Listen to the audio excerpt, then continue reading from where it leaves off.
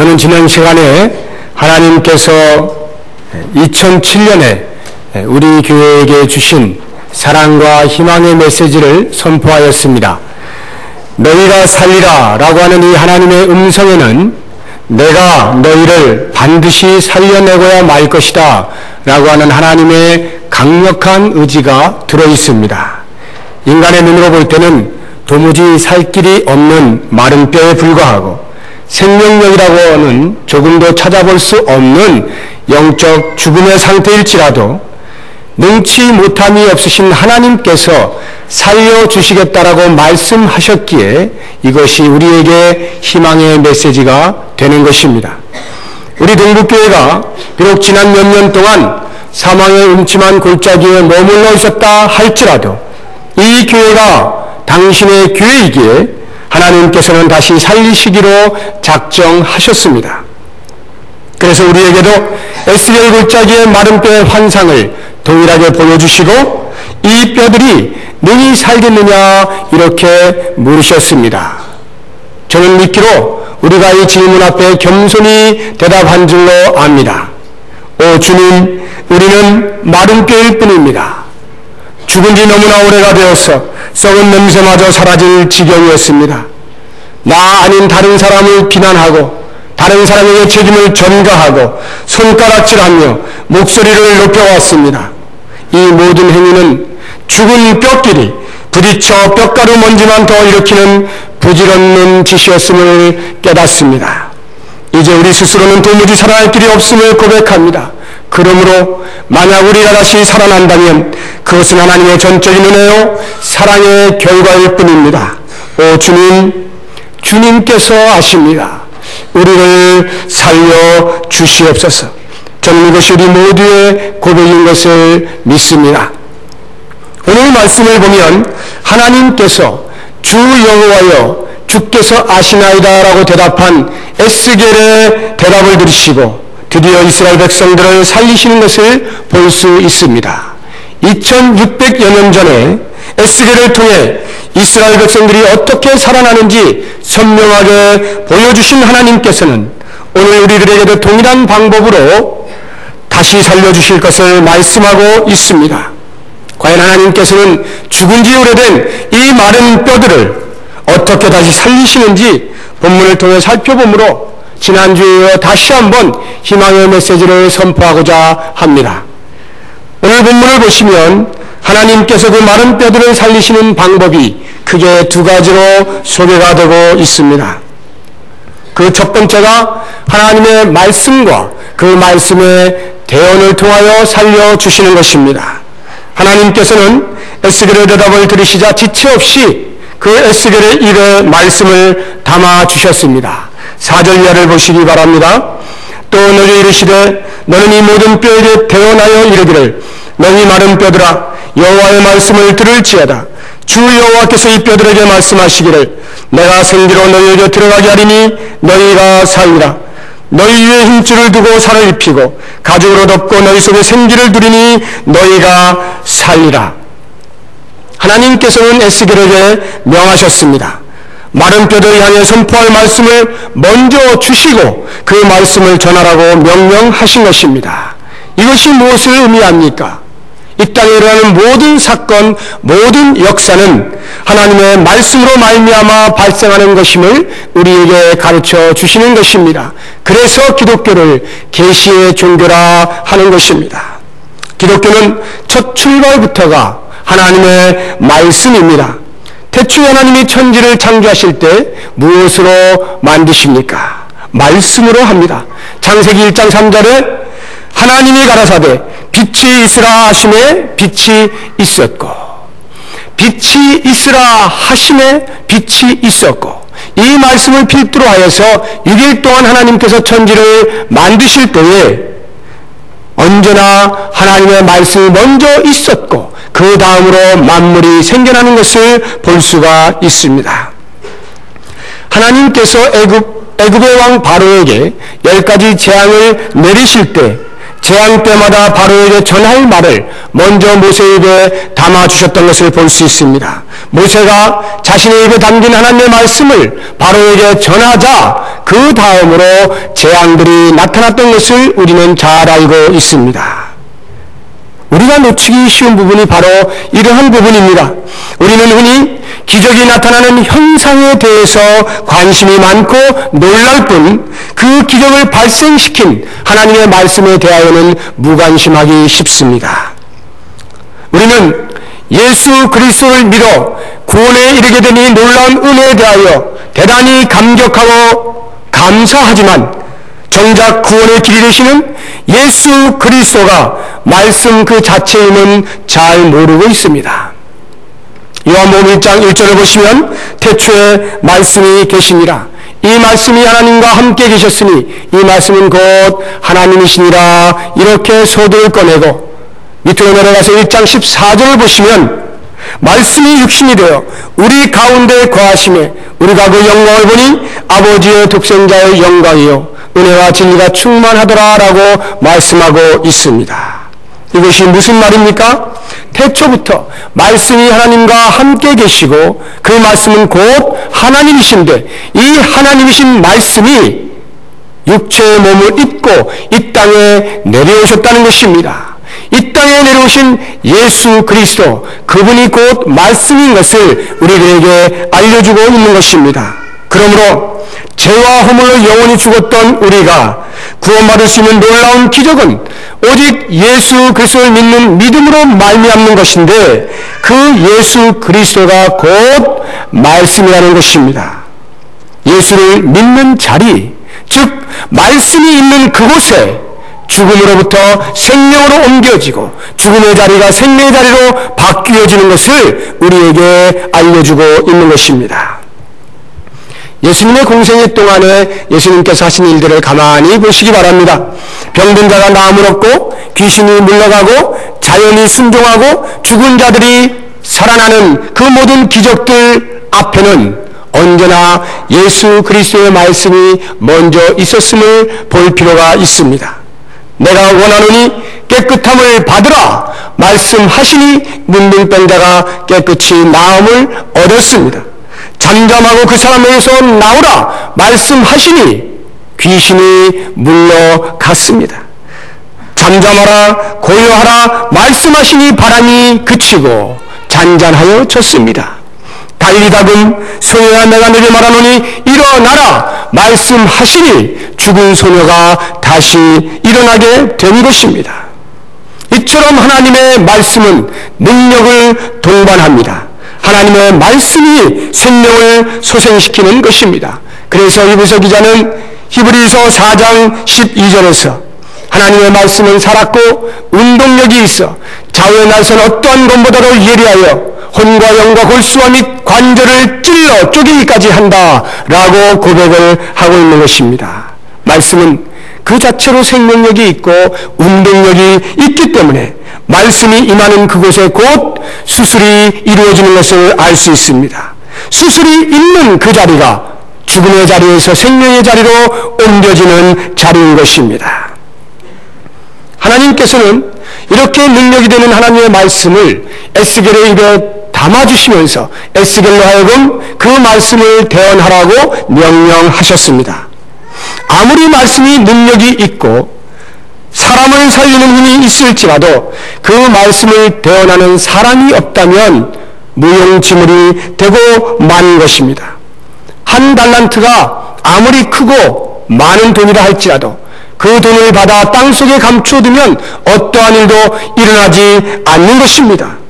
믿음이라고 하는 것은 하나님의 말씀을 들으면서 나지만 전하는 자가 없으면 아무도 들을 수가 없는 것입니다. 그래서 성경은 좋은 소식을 전하는 자들의 발을 아름답다라고 말하고 있는 것입니다. 구약의 선지자들은 모두 하나님의 말씀을 받아서 전하는 사람들이었습니다. 그래서 선지자들의 역할 중에 가장 중요한 것이라고 하는 것이 앞에 일어난 일들을 말하는 것입니다. foretelling이라고 하는 것이에요. 앞에 무슨 일이 일어날지 예견하여 말한다는 것입니다. 그러나 정작 선지자에게 주어진 임무는 그것보다 훨씬 중요한 것이 있는데 그것이 바로 foretelling이라고 하는 것입니다. 백성들의 앞에 서서 하나님을 대변하여 하나님의 말씀을 대언하는 것, 이것이야말로 구약의 선지자들이 반드시 지켜야 하고 행해야 했던 임무였던 것입니다. 에스겔은 하나님의 말씀을 받아 전하는 선지자였습니다. 그래서 그는 하나님의 명을조차 대언하였습니다. 그때 드디어 놀라운 역사가 일어나는 것을 우리는 보게 됩니다. 7절 이하를 보시기 바랍니다. 이에 내가 명을조차 대언하니 대언할 때에 소리가 나고 움직이더니 이 뼈 저 뼈가 들어맞아서 뼈들이 서로 연락하더라. 내가 또 보니 그 뼈에 힘줄이 생기고 살이 오르며 그 위에 가죽이 덮이나 그 속에 생기는 없더라. 하나님의 말씀이 에스겔의 입을 통하여 밖으로 나오게 되어질 때에 어떠한 일이 일어났음을 우리에게 보여주고 있습니다. 가장 먼저 소리가 나기 시작했다라고 말합니다. 어떠한 소리입니까? 뼈들이 움직이는 소리입니다. 그냥 뼈들이 움직이는 것이 아니라 이 뼈들이 각각 맞는 뼈들끼리 자기 자리를 찾아 움직이는 소리입니다. 골짜기 온 지면에 널려있는 그 빽빽하게 들어찬 엄청난 뼈들이 각각 제 뼈들을 찾아 움직일 때 나는 소리가 어떠할지 상상해 보시기 바랍니다. 이 세상의 어떠한 사운드로도 이 소리를 재현할 수 없을 것입니다. 소리뿐만입니까? 그 광경은 어땠을까요? 온몸의 뼈들이 한치의 오차 없이 자기 자리를 찾아 들어맞는 모습들을 상상해 보십시오. 그 모습을 직접 보고 있던 에스겔은 아마도 그 황홀감과 경이로움에 꽉 사로잡혀 있었을 것입니다.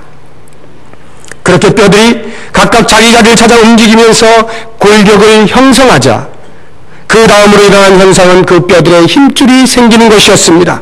그리고 그 위에 살이 돋아나고 그 살을 덮는 표피가 형성이 된 것입니다. 이렇게 해서 완전한 사람의 형상을 갖추게 된 것입니다. 이 모든 일들이 언제 일어납니까? 에스겔이 하나님의 말씀을 대언할 때에 일어난 것입니다.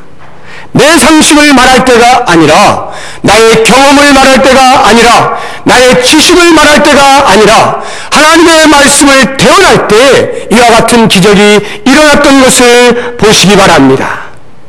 하나님의 말씀을 대언할 때만이 죽은 자가 다시 살아날 수 있는 것입니다. 하나님의 말씀을 대언할 때만이 죽음의 자리가 생명의 자리로 옮겨질 수 있는 것입니다. 제가 지난 주간에 이 밑에 있는 청년부실에 잠시 이렇게 보니까 2007년 청년부 표가 크게 프랭카드에 이렇게 적혀 있는 것을 보았습니다. 말씀으로 살리라 이렇게 적혀 있어요. 시편 119편 43절의 말씀을 9절로 진리의 말씀이 내 입에서 조금도 떠나지 말게 하옵소서. 진리의 말씀이 내 입에서 조금도 떠나지 말게 하옵소서. 이 진리의 말씀이 우리를 살릴 것이라고 하는 확신을 가지고 그 표를 가지고 1년을 출발하는 청년부의 모습을 볼 때 저는 이렇게 생각을 했습니다. 내가 나에게 진리의 말씀을 선포할 때 그 말씀은 나에게 능력이 되고 나를 인도하고 나를 변화시키고 나를 살려 주실 것이다. 청년부에게 이 진리의 말씀이 대언되어질 때에 청년부가 꿈꾸고 있는 부흥은 이루어질 것이다 생각하게 되었습니다. 여러분, 내가 우리 가정의 회복에 대하여 꿈을 꾸면서 그 회복의 말씀을 대언할 때 비로소 우리의 연약한 가정은 다시 살아나게 되는 것입니다. 질병을 가진 자들이 있습니까? 질병을 향하여 치유의 말씀을 대언해 보십시오. 그 질병들이 물러가게 될 것을 믿습니다. 우리의 교회가 죽음의 자리에서 사형의 선고를 받았습니까? 그 자리에 믿음과 소망과 사랑의 말씀을 대언해 보십시오. 우리 교회는 드디어 믿음으로 역사하는 교회가 되어질 것입니다. 소망으로 인내하면서 우리의 달려갈 길을 정진하게 될 것입니다. 사랑의 수고를 아끼지 아니하는 그러한 교회가 될 것입니다. 사랑하는 여러분, 혹시라도 연약한 자리가 보이십니까? 아니면 상처로 얼룩진 자리가 보이십니까? 질시와 반목으로 죽어있는 자리가 있습니까? 그 자리를 향하여 하나님의 말씀을 대언해 보십시오. 책상에 마주 앉아서 시시비비를 가리거나 잘잘못을 따지거나 하는 것으로 더 이상 에너지를 소모하지 마시기 바랍니다. 그렇게 해서 바르게 될 것이라고 하는 기대는 아예 꿈도 꾸지 않으시는 것이 좋습니다. 오직 하나님의 말씀이 선포되어지는 곳에서만 다시 살아날 수 있는 희망이 있는 것임을 기억하시기 바랍니다. 우리 동북교회 생사는 오직 이 말씀의 회복, 말씀의 바른 선포와 그 말씀에 무릎을 꿇는 순종에 달려있는 것을 기억하시기 바랍니다. 이제 하나님께서 이 마른 뼈들을 살리시기 위해서 하나님의 말씀으로, 하나님의 말씀을 대언하는 것으로 뿐만이 아니라 또 다른 한 가지를 사용하여 살리신 것을 볼 수가 있는데, 그것이 바로 성령의 역사하심입니다. 8절을 보시면 뼈들이 들어맞고 힘줄이 생기고 살이 돋아나고 표피가 생겨나서 사람의 형상을 갖추었다라고 하지만 아직 생기가 들어가지 아니하였다라고 말하고 있습니다.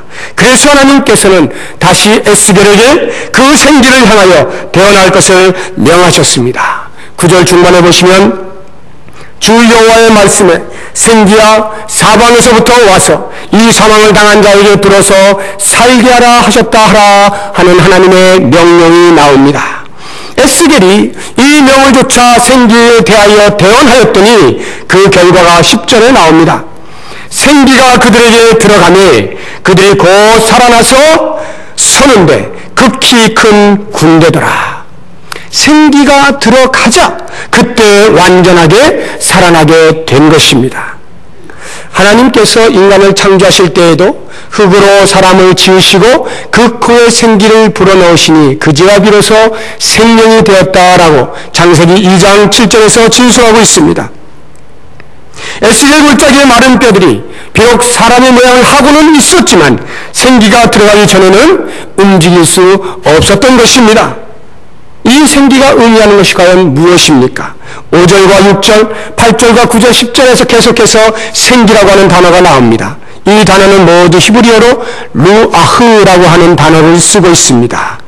14절을 보시면 내가 또 내 신을 너희 속에 두어라고 할 때 내 신, 이 신이 성령을 의미합니다.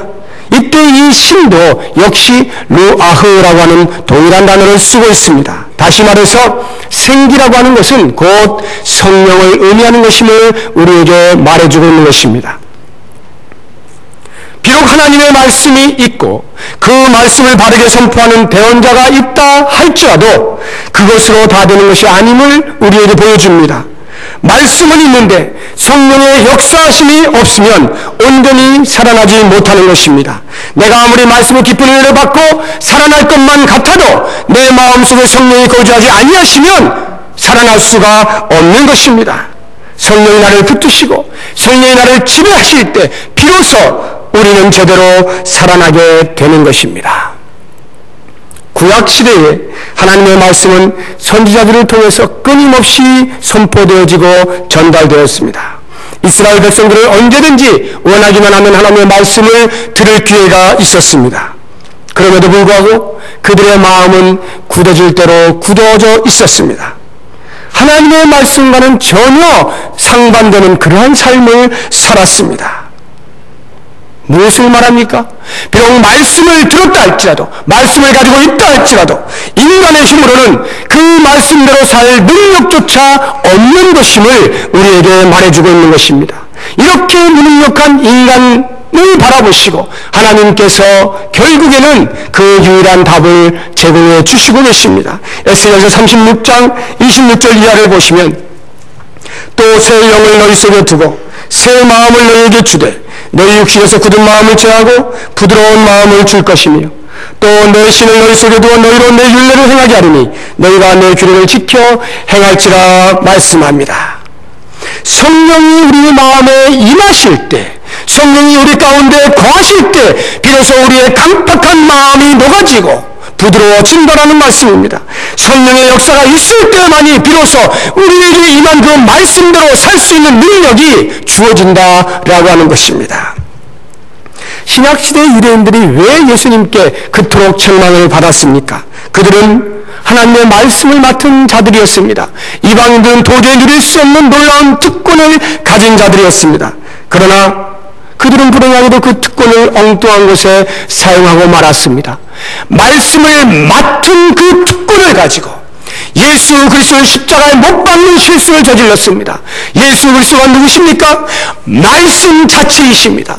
말씀이신 예수 그리스도를, 말씀을 맡은 자가 십자가에 못 박는 그러한 오류를 범하고 만 것입니다. 왜 그렇습니까? 성령의 임재를 체험하지 못했기 때문입니다. 성령의 역사가 그들 가운데 있지 않았기 때문입니다. 성령을 받지 못하면 비록 말씀을 받았다 할지라도 그 말씀을 오히려 욕되게 할 수도 있는 것임을 우리에게 말하고 있는 것입니다. 왜 사도들은 오순절 성령의 강림을 그토록 사모하며 기다리고 있었습니까? 그들은 이미 부활하신 주님을 만난 사람들입니다. 주님과 만나 주님께서 앞으로 너희들이 어떻게 되어질 것이다, 앞으로 너희들이 무엇을 하며 살 것이다 라고 하는 사명도 이미 다 들은 사람들입니다. 뿐만 아니라 그리스도가 다시 살아남으로 인해서 땅에 떨어졌던 그들의 열정이 다시 솟아났습니다. 그들의 마음은 자신감으로 충만했습니다. 이 정도면 충분히 나아가 복음을 전할 수도 있다라고 생각이 듭니다.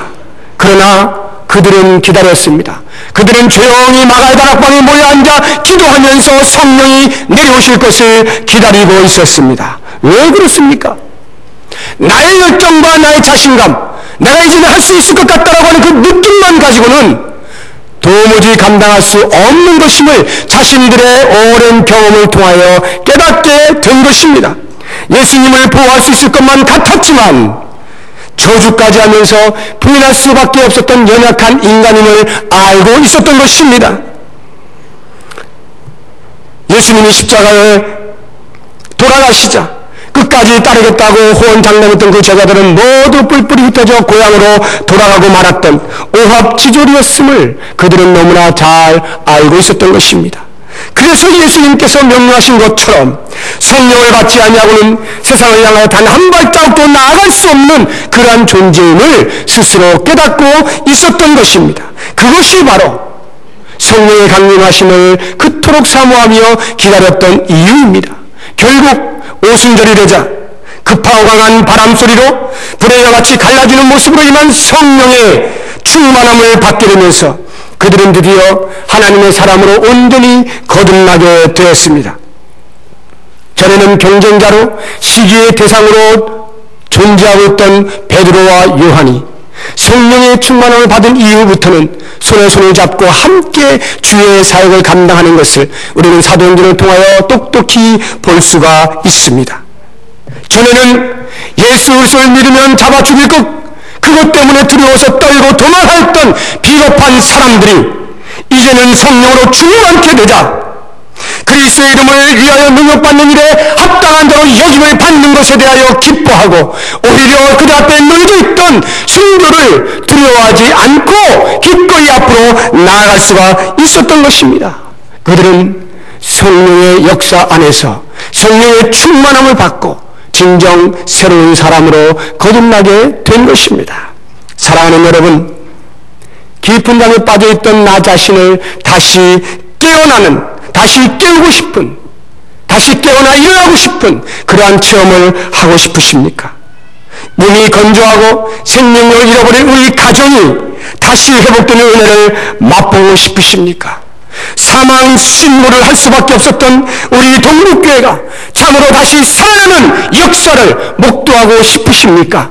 온 교회에 하나님의 의가 살아났다고 말하는 이 한국교회가 다시 한번 성령의 바람이 불어와 뜨겁게 살아나는 역사를 보시고 싶으십니까? 성령의 바람이 불어올 때 가능합니다. 성령의 역사가 있는 곳에 가능함이 있습니다. 성령의 바람이 불 때 사방으로부터 불어올 때 그 일이 일어나게 됩니다. 9절 중반에 보시면 생기야 사방에서부터 와서 이 사망을 당한 자에게 불어서 살게 하라 말씀합니다. 성령의 역사가 전면적으로 일어나야 할 것을 말하고 있는 것입니다.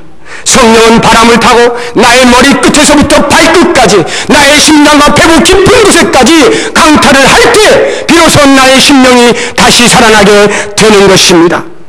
성령은 바람을 타고 우리의 가정 안에 내 부모와 내 자녀에게 동일하게 성령의 임재의 체험을 하게 될 때에 비로소 우리의 가정은 다시 살아나게 되는 것입니다. 성령의 바람은 영아부에서부터 불어와서 유초등부, 중고등부, 청년부, 장년부, 노년부 이르기까지 온 교회를 뒤덮을 때에 비로소 교회는 살아나게 되는 것입니다. 당에서 불어온 성령의 바람이 있습니까? 안수 집사의 권세까지 넘어가야 됩니다. 남녀 전도회까지 넘어가야 합니다. 방송시에도 가야 합니다. 주차시에도 가야 됩니다.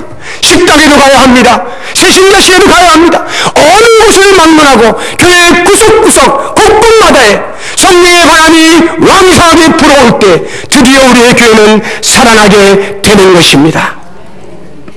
1907년에 일어났던 평양 대부흥운동, 하디 선교사라고 하는 단 한 사람에게 임한 성령의 강한 역사가 바람을 타고 장대원교회에 모인 모든 성도들에게 임하면서 시작이 되었습니다. 장대원교회라고 하는 그 한 교회에 임한 성령의 역사는 평양에 있는 모든 교회들에게 전달이 되어졌고 평양을 넘어서 온 전국으로 성령의 바람이 불길같이 번졌습니다. 이것이 바로 오늘날 이렇게 부패했다고 말하고 있는 이 한국교회조차도 여전히 하나님의 강력한 소리에서 붙들린 바 되어지고 한국교회의 신앙의 뿌리를 내릴 수 있는 그 근간이 바로 이 한 사람으로 말미암아서 성령의 바람이 부는 것으로 말미암았다는 것을 기억하시기 바랍니다. 나 한 사람이 성령의 강한 역사를 체험할 때 나의 변화뿐만이 아니라 내 가정이 살아날 줄로 믿습니다. 우리의 가정이 살아날 때 우리 동북교회가 살아날 줄로 믿습니다. 여러분, 우리 동북교회가 살아날 때 일어날 일들을 상상해 보십시오. 저는 동북교회가 살아나면 이 북평에 있는 모든 교회들이 분명히 살아날 줄로 믿습니다. 북평이 살아난다고 생각해 보십시오. 전국적으로 성령의 바람이 연속적으로 불어날 것을 믿습니다. 성령은 바람을 타고 사방에서부터 불어와 사망을 당한 모든 사람들에게 임하여 새로운 생명을 선물로 줄 줄로 믿습니다. 사랑하는 여러분, 이제 다시 한번 우리 교회를 깊이 생각해 보시기 바랍니다. 저는 하나님께서 우리 동북교회를 살려주실 것을 확실히 믿습니다. 왜냐하면 하나님께서 살려주시겠다고 약속하셨고 그 약속을 우리가 부여잡았기 때문에 그렇습니다. 저는 불과 몇 달 되지 아니하였지만 말씀이 이 강단에 선포되어질 때마다 우리의 가슴이 뜨거워지고 말씀의 부흥을 경험하고 그 말씀 앞에 온전히 순종하러 작정하는 사람들이 있는 것을 제 눈으로 보고 있습니다. 하나님께서는 우리 교회를 살려주실 것입니다. 이렇게 말씀의 부흥이 있을 뿐만 아니라 그에 더하여 성령의 바람이 거세계 사방에서부터 불어올 조짐이 있는 것을 볼 수가 있습니다. 교회 곳곳에서 성령께서 역사하고 계시는 것을 보게 됩니다. 지금은 비록 미세하게 느껴질지 모르지만, 아니 지금은 비록 아무것도 느껴지지 아니하는 상태에 있을는지 모르지만, 여러분 곧 머지않아 성령의 거센 바람이 불어닥칠 것입니다. 기억하십니까? 엘리야는 불과 손바닥만한 그 구름이 하늘에 떠 있을 때 곧 불어닥칠 폭풍우를 예견하고